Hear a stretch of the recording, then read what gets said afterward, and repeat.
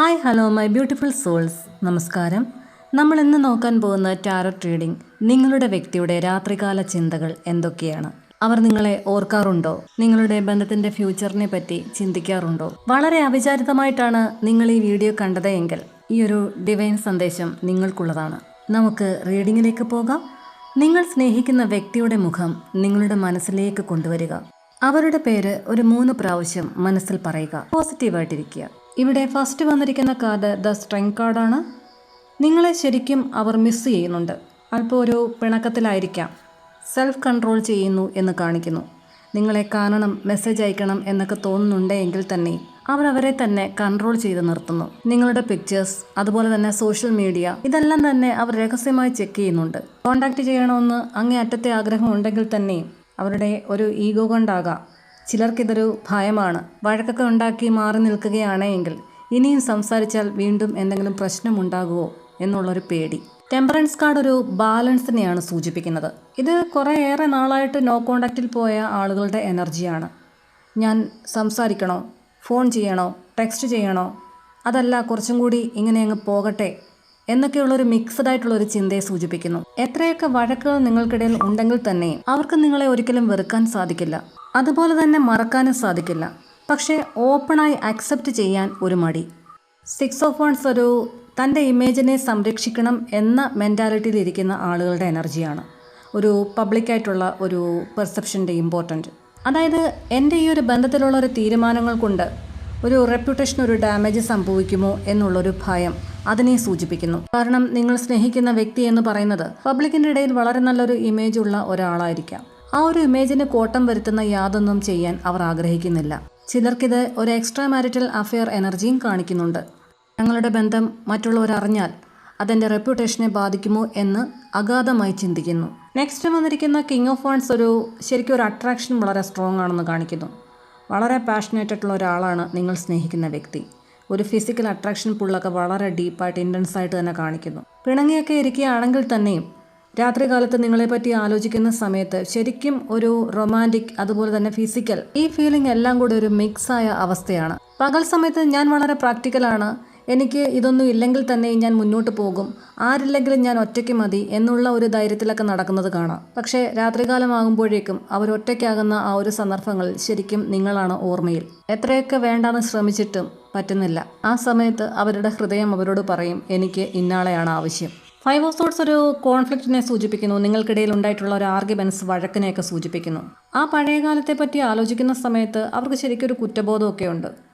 ഞാൻ സെൽഫിഷായിട്ട് പെരുമാറിയോ, ഞാൻ ചെയ്തത് ശരിയാണോ, ഞാൻ അത്രയ്ക്ക് കടുംപിടുത്തം പിടിക്കേണ്ടെന്ന ആവശ്യമില്ലായിരുന്നു എന്നൊക്കെയുള്ള ഒരു കുറ്റബോധം.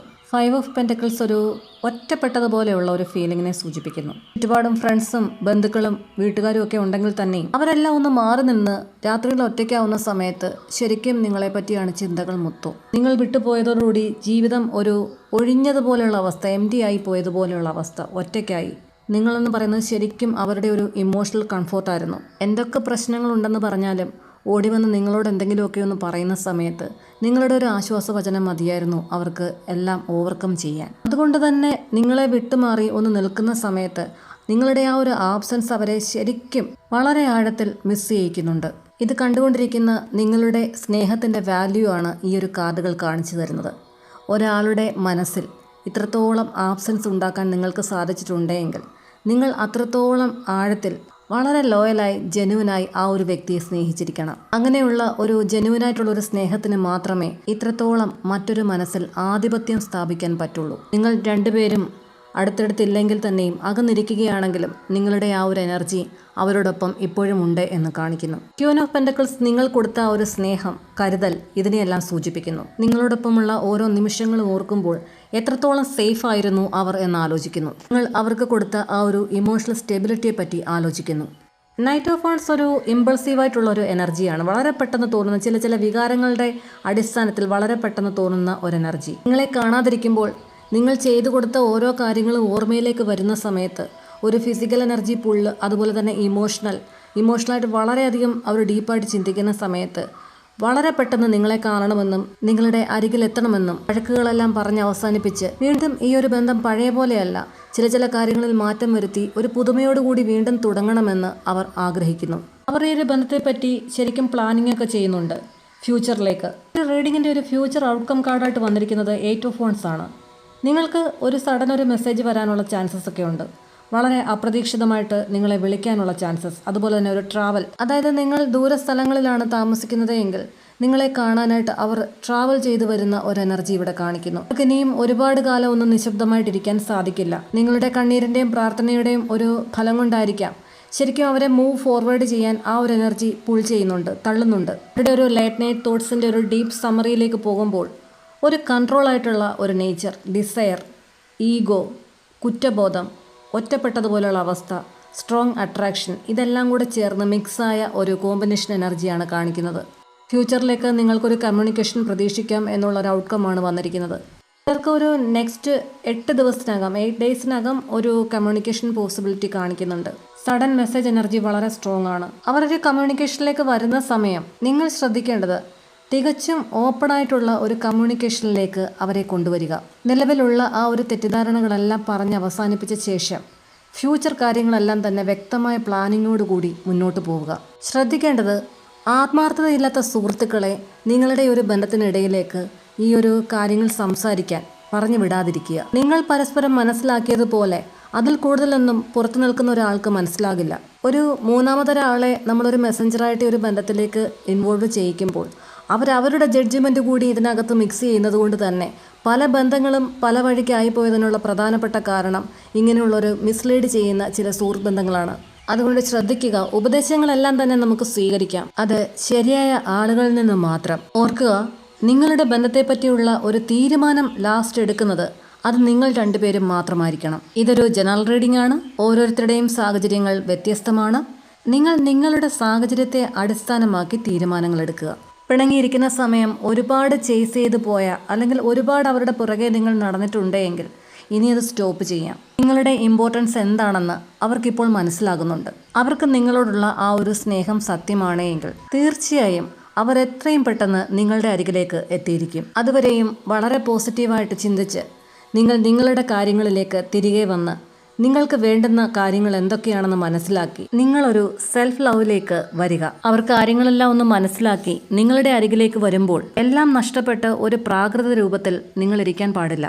നല്ല ഭക്ഷണം, നല്ല വ്യായാമം, നല്ല ഉറക്കം, ഇത് മസ്റ്റായിട്ട് പാലിച്ചു പോവുക. ഒപ്പം പോസിറ്റീവായിട്ടുള്ള ചിന്തകളും പ്രവൃത്തികളും. അപ്പോൾ ഇതൊക്കെയായിരുന്നു നമുക്ക് കിട്ടിയിരിക്കുന്ന ഒരു റീഡിംഗ് മെസ്സേജസ് എന്ന് പറയുന്നത്.